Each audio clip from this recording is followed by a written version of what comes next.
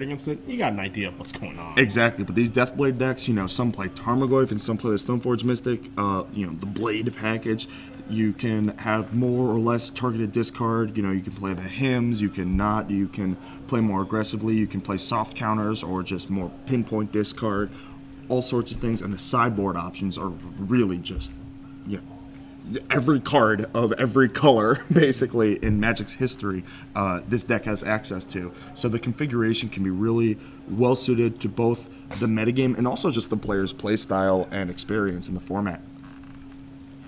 So again, Anderson on your left with his Mohawk, or some would say the Chohawk. I call it the faux hawk, Oh, the but faux. not like faux, like fake, like FAUX. Faux, like he's like friend or foe, like FOE. Because, you know, it's Todd Anderson. I'm trying to paint him as like the bad boy. Oh wow, Glenn Jones making fun of his hair too. Oh, yeah. Get a quick dagger in there. All Todd's hair needs just a little bit of color. You know, throw some pink in there. That's all. The little purple in Let's there. do blonde and a sweep, and then we can that's get Jerry. That's Jerry's thing. So Todd needs his own thing. Okay. I think. I don't know. I actually like this I thick mohawk. I think a lime green would work well. As we're going to see a creeping tar pit. Both players can keep their 7. We are underway here in the finals of the Starship Games Open Series here in Baltimore. Hinkle going to sacrifice a fetch land, and we'll see him search out. Is it going to be an underground or a basic? It's going to be a basic. Yep, good choice. And you know, these game ones, the sneak attack, show and tell decks are really hoping to utilize the fact that the other controlling decks like Deathblade have so many semi-dead cards. And when I say a semi-dead card, I mean one that has very, very limited application, such as Swords to Plowshares. Swords to Plowshares, not that effective against what Sneak and Show is trying to do. And the fact that there are a lot of cards like that that don't really directly impact Chaz's game plan in Todd's deck is what he's going to hope to ride to win game 1. Post-board, then we get ley lines and it gets complicated. But pre-board, that's the plan. Well, Hinkle's going to keep with his ponder. You saw a sneak attack in there, among other things. So he's happy. You see his hand right now. He's got Force Will, he's got Intuition, he's got Misdirection. Here comes the Thoughtseize. Hinkle's way. So, decision. Oh, are we going to bend it like Beckham? Yes, we are. We are. Thoughtseize me? Oh, no. Thoughtseize you. And so Misdirection changes the target of the spell. Now, it's not like Commandeer. Commandeer, you actually take control of the spell and you control the Thoughtseize. Thoughtseize, you bend it back. Todd has to reveal his hand and pick the card himself. Yeah, Todd gets the chance. He controls the Thoughtseize. He's just targeting himself. We don't know why. What an idiot. Yeah. But, I mean, that is a pretty effective use, because not only do you protect your own hand, but it's still just a 2-for-2. You're at card parity, and you can continue to play your game, and, you know, you protected the important combo pieces in your hand. Really good use of Misdirection there. And the more important thing, too, is you get to conceal information.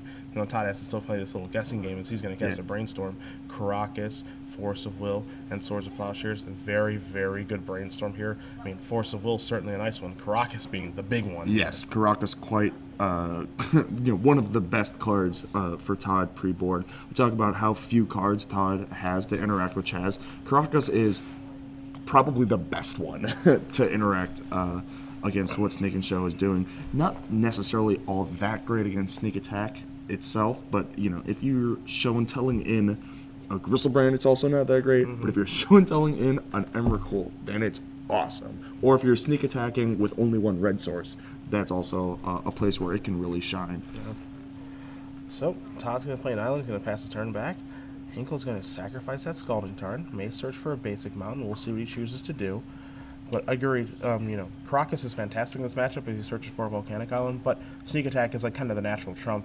And if we ever get to see that happen where, you know, Sneak Attack in the Emrakul, activate the Caracas, all right, Sneak Attack it back again, and be able to annihilate our 6. That's going to end it on the spot. Yeah. But it's up to Hinkle to be able to assemble that combo. Yeah, he's going to need multiple red sources to get through the Caracas, which, you know, Todd does have Wastelands, and Chaz only has one basic mountain, so that is theoretically something that he can do.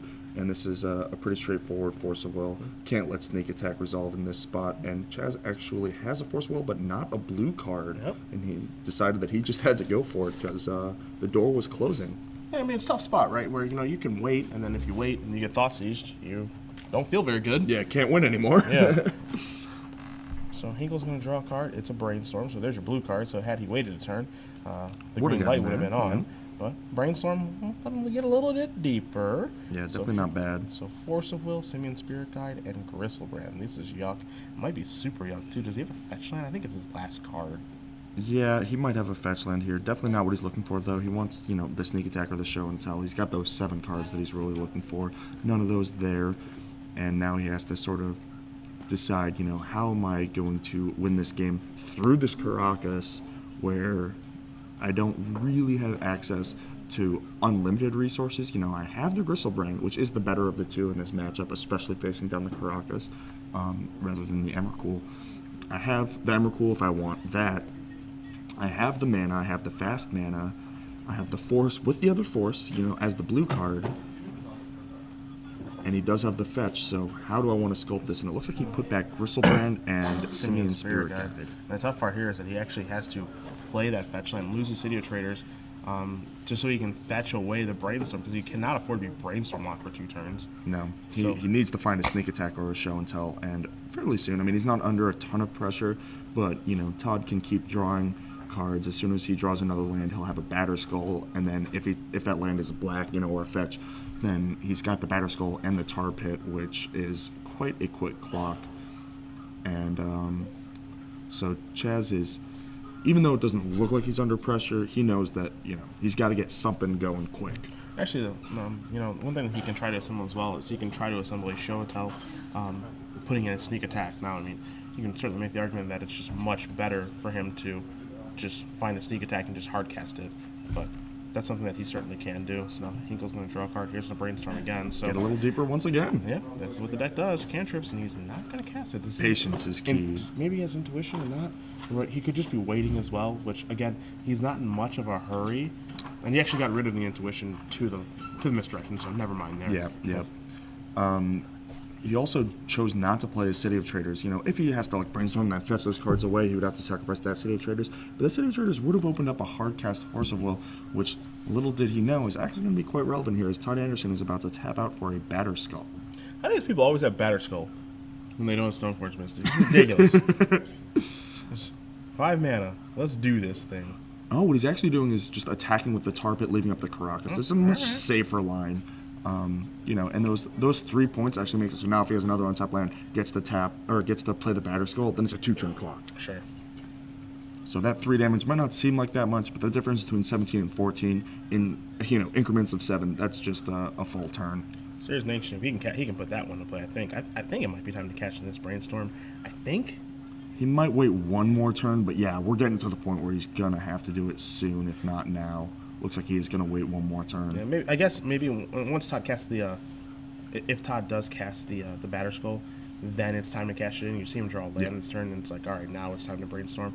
Or is he going to keep tar pitting? So he is going to keep tar pitting. That's interesting. I definitely would be casting Batterskull here. You know, you make it just a 2-turn, well, 3-turn clock, because 1 turn to cast the Batterskull. You represent the 2-turn clock starting the next turn.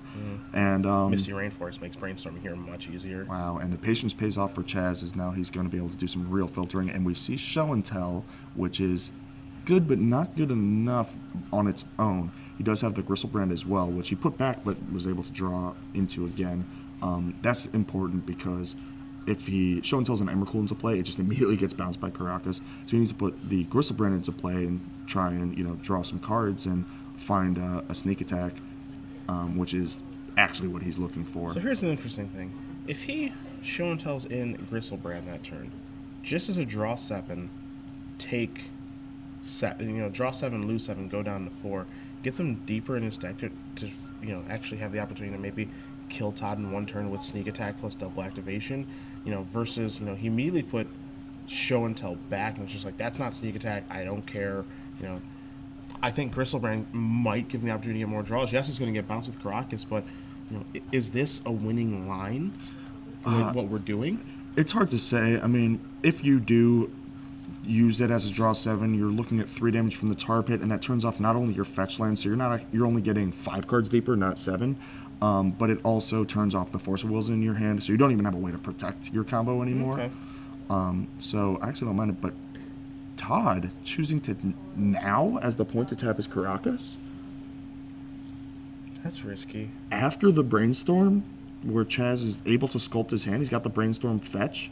Now is the time? That is strange to me. I mean, there were a couple turns earlier where it would have been a little risky, but, you know, Todd had seen Chaz's hand and had forced Chaz to expend some resources, and so he could have had taken a little risk there, tapped his Caracas to get the Batter Skull into play earlier, but he chose not to. He chose the conservative line, keep the Caracas untapped, which is completely reasonable. But now it's tapped anyway. After all that, you spent all those turns not tapping your Caracas just to tap it now on the most dangerous of turns. We'll see if it comes back to bite him and if Hinkle can take advantage here, as he does sacrifice that land. And looks like, yeah, he does let the Stoneforge Mystery resolve. It searches for Doom without his cheat. Hinkle gonna untap. He's gonna draw it. It's a Scalding Tarn. All right, so Todd is safe for now. You know, Chaz does have another draw step. He's got 3 sneak attacks that he's drawing to, really with a bunch of redraws. You know, he's got some Brainstorms and Ponders and whatnot there that he can use. Looks like just activating and attacking. So Tarpit's going to bring him down to 4, and then we're looking at what's basically a lethal attack in the following turn. Because you put Batter Skull into play, and then you're able to attack with all 3 guys. Yep. So, Mr. Hinkle, can you find what you're looking for? And the one thing Hinkle can't do is he cannot go down to 3, I don't think. I guess you're going to try to kill him in one fell swoop. Yeah. With if he finds Sneak Attack, he goes Sneak Attack, double activate. He actually has 1, 2, 3, 4, so he has enough red mana to actually triple activate. He has a City of Traders in his hand, so we can go Sneak Attack with City of Traders, Island, Mountain, for example, and then activate, you know, counting the Caracas activation. Right. I mean, the problem is, you know, he knows that he's not going to be able to protect it if he taps his Ancient Tomb. He can't force a will anymore. Those extra points of damage that he did were actually, or that Todd was able to deal and that Chaz had to take. You know, when we were talking about should he Brainstorm yet, and he waited an extra couple turns to pull the trigger, actually ending up getting to the point where he's closing a lot of the outs, and sure enough, Chaz does not draw the sneak attack he needs and scoops it up. Todd takes game 1 in a matchup that, you know, the game 1 should be favoring Todd, you know, or I'm sorry, favoring Chaz. Todd has a lot of cards that don't really interact well with Chaz, with what Chaz is trying to do in game 1, and you hope to sideboard out a lot of those cards, but game 1, you have to use just Brainstorm to shuffle them away, really, and Chaz able to, or Chaz not able to capitalize on exactly that. So now we're going to the sideboard. And you have Chaz's deck. What are we looking at? So Mr. Hinkle has those 4 Land of Sanctities, which is the big one. Yes. 2 Echoing Truths, 2 Blood Moons, 2 Pyroclasms, 2 Through the Breach, 2 Red Elemental Blasts, and a Caracas. So, you know, those are the big cards. You can see Hinkle taking a look at Todd's sideboard and vice versa here. So, you know, those are the big ones here. Leyline of Sanctity is pretty much the easiest one that's going to come in here to kind of brick some of that discard. Blood Moon's actually not bad here because the games are going to go a bit longer. So if Todd actually does get a threat into play, it's not that big of a deal as it would be for like a Flip Delver of Secrets or Dimple Mongoose or a Tarmogoyf. So I think Blood Moon's certainly reasonable here as well. Also, Todd has a lot less counter magic too than a Rogue Delver deck does. So, you know, there's that aspect of it. Red Elemental Blast is okay, it's not great. Pyroclasm is about the same. So he definitely has some options available. That additional Caracas, or excuse me, the Singleton Caracas that Hinkle has, he actually can use to Legend Rule Todd. So that's a big one. As very briefly for you guys, we're going to cut back to the booth before we do analyze Todd's sideboard because it is trivia time here. So we've taken care of a Hinkle. We'll get to Todd in just a moment, but it is time for 12 months premium for you guys. So very simple question, hashtag your answer with the hashtag of SCG Premium. That's, yep, that's a hashtag. That's exactly what that was. In Hinkle's deck, he has 9 creatures in his deck. 4 copies of Emrakul, the Anstor, 4 copies of Gristlebrand, and 1 mystery card. If you can name that one other creature in his main deck, hashtag your answer, hashtag SCG Premium. Again, it's about accuracy, not speed, and we will draw and reveal the winner. I have a good clue for that. At the end of this round, give you a clue. It ambushed a Wirewood symbiote. That did happen. That did happen. It was against Ross Merriam, wasn't it? Yep. Every single time I go to a Legacy tournament, I see something I've never seen before. Yep. That was it for today. That was the one for today. Yeah. Ambush, we're going to use lightly with that one. I suppose it did kill the Wirewood symbiote. It ambushed it. Yeah, I guess that's a win's a win for this mystery creature. As we will cut back to the sideboarding screen for you guys, you've got Todd Anderson's for you. Do what you do. Well, Todd has plenty to sideboard out. We know that much. That's for sure. He's got Disenchant, not too great, but there's actually some niche applications. But the key one is killing Leyline of Sanctity. Yes. Leyline of Sanctity, turning off all of Todd's discard, which he has 4 pieces main and 2 more Thoughtseizes in the sideboard, which are presumably coming in. So Disenchant with, not that great against Chaz's main deck. Killing a sneak attack doesn't really do it a lot of the time. But Leyline of Sanctity, really important. Really important. Guess the Saint Draft probably not coming in. Can't really tap out on your main phase all that much. Actually, Todd isn't playing the Spell Pierces. It's the Pierce Blast decks that can't really afford to tap out for Geist. All of Todd's disruption is either free, Force of Will, or proactive, things like Vendilion Click and the discard. So Geist actually might be a reasonable thing here, just as not only a really fast clock, but it's actually something that you can pitch to Force of Will, which you can't really do with your Stoneforge Mystics without breaking some rules, at least. So Supreme Verdict obviously no good. Meddling Mage obviously quite good. Surgical Extraction is another one of those weird cards where it has niche applications and it can be really good or completely dead. And it's it's not a blue card that you could be like, I'll just pitch it to Force of Will if it's not good. It's just like, no, if it's dead and it's just locked in your hand and not good. Not going anywhere. So that's one of the cards that's going to depend on Todd's numbers. If he has too many cards to take out, not enough to bring in, Surgical Extraction, fine filler, as it does play a decent role. Vindicate, once again, probably coming in just to target Leyline of Sanctity, although it is a bit slow to be like, spend my turn to kill your Leyline of Sanctity and then hope to play discard spells the next turn. Leyline is so important that, even though that's kind of a corner case, you have to just be like, all right, I have to have outs to the Leyline at the very least. Path Exile doesn't do much, but the Thoughtseizes and the 4th Force of Will obviously all coming in. So that's your breakdown here. You see both players lay out their 7 cards here. Hinkle going to be on the play, on search for a white free enchantment. See if he has one or not. You see an Ancient Tomb. You see a Caracas over there as well. I don't see any flashes of white besides the borders on those duels. Yeah, I think he's happy enough with his hand. Though you see a Brainstorm, the first card he moved to the front. So Anderson, I think he's happy enough, and so we're underway. Hinkle going to start off with a Misty Rainforest, pass that turn back. We do see Geist of St. Draft in Todd's hand, so he does decide to bring that in. As you told me that he did say that they're like one of his best cards, and he loves boarding them in. Yeah, so said he wishes he had them in his main deck. Yeah, not all that surprising to see it here then. So I think Hinkle's going to... I have a feeling that Hinkle's going to move in here. He can play Caracas, so I think he's going to play Caracas just a legend roll Tots in case that does come up. Yeah, take 1 turn off. That's totally reasonable. So you guys get a Brainstorm here from Anderson. Hinkle gives it the heads up. Todd just screaming from the players area, asking me if I liked his end of turn Brainstorm. And while I'm not usually a fan, I actually think this one's fun. And I'm not just saying that to spite him. I actually, you have your turn 2 set up. You're going to cast your Stoneforge Mystic. You need to be able to dig. If you can hit a discard spell, then you'd much rather cast that. But if not, you're going to be able to shuffle away at least 1 card, and you have your turn kind of scripted. The game is going to be pretty compacted. You're not going to have a lot of time to really wait for the Brainstorm. It's not a really grindy matchup. It's pretty high velocity, if you will. So I actually don't mind that one too badly, Todd, if you're watching this replay. He has your seal of approval. Yes. That's what matters the most. Yes. As Anderson does search for the Batter Skull with the Stoneforge Mystic. So Hinkle draws a sneak attack. He's thumbing towards that Volcanic Island, but he's going to start his turn by sacrificing Misty Rainforest. It's go time. 19. Yeah, I think a green light's on. Yeah. He's got the combo pieces. He's got the the backup disruption. He's actually got a follow-up threat. He's got all his pieces. Yeah, he's got happy. He's got a bases cover with Caracas in play too, and I think he's going to be happy enough. Just show and telling here. He's going to pay 2 from that Ancient Tomb, and bingo! Here's your show and tell. What'd you bring to class? I brought a dragon. His name is Spyro. What did you bring to class? Gristle.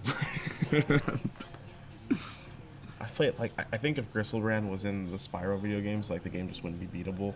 He'd be like that end Yeah, boss. it'd just be an end boss that just can't be beat. It's just a poorly designed game. Yeah, I mean, Geist Syncraft is powerful and all, but It's like the weapons from Final Fantasy VII. They're just way too difficult. you know, Alright, I got one, you got one, I got Gristlebrand, you got Vendilion Click. Not bad! could be worse. I have to assume that the swords, the plowshares, are actually in Todd's sideboard right now, so he's not really drawn to those. Although I feel like he may have kept maybe one or two. You know, the thing he's actually looking for is Wasteland. He wants to get deeper into his deck, Wasteland the Caracas, and then bounce the Plays him. Gristlebrand. Yeah. Yeah, with his Caracas. yeah, So that's why you this saw- seems like his only line here. That's why you saw Vendilion Click target himself, and Brainstorm, his draw filter actually does allow that. But yeah, he's gotta get this party started. He's gonna start off with a Thoughtseize. I think I might sequence that Brainstorm first. I mean, if you can, get your Wasteland and do that sequence, then the Thoughtseize gets a lot better because you get to see all the cards that the Gristlebrand draws, plus the Gristlebrand itself. So then you're able to be like, all right, what out of these 12 cards, what's the one piece that you don't have redundancy in that I can hope to sort of mise at least another couple turns to sculpt something. I'd be surprised if he doesn't take Force. Well, yeah, so he's going to take Force, leave Hinkle with Brainstorm, Volcanic Island, and Sneak Attack. Anderson going to play an island. Alright, so he's willing to take a hit from the Gristlebrand, it looks like. And Hinkle says, yeah, why don't you go ahead and pick that up for me, my friend, with the Caracas. So, Hinkle going to untap. He's going to draw a Force of Will for the turn. Not a bad draw. Definitely And he gets not. to get in and get the Grizzle Father. And actually, oh, okay, he doesn't have double red. Although he does have, like, Lotus Petals and stuff. Yeah, I might have just drawn 7 there. You might be able to just get an Emrakul attacking that turn. Sure. And just end the game End it immediately. up. Yeah, I like him taking the time to get Sneak Attack in this turn, and then I think he's going to go real tough and just bump up the jam next turn. Yeah. Draw probably 14 and try to fight him and get this over with. Yeah. So Todd going to put in Batterskull with the Stoneforge Mystic. He's going to draw a card. It's a Swamp, so no answer to the Caracas yet or the Gristlebrand. He does take care of Caracas this way. That doesn't seem like a winning line, to me at least. I think that you have to find the Wasteland. Like, I don't think that, Geist Batterskull races Gristlebrand Sneak Attack. I think that, 14 cards is enough to find something that will find an Emrakul, if not Sure. Emrakul itself. Sure.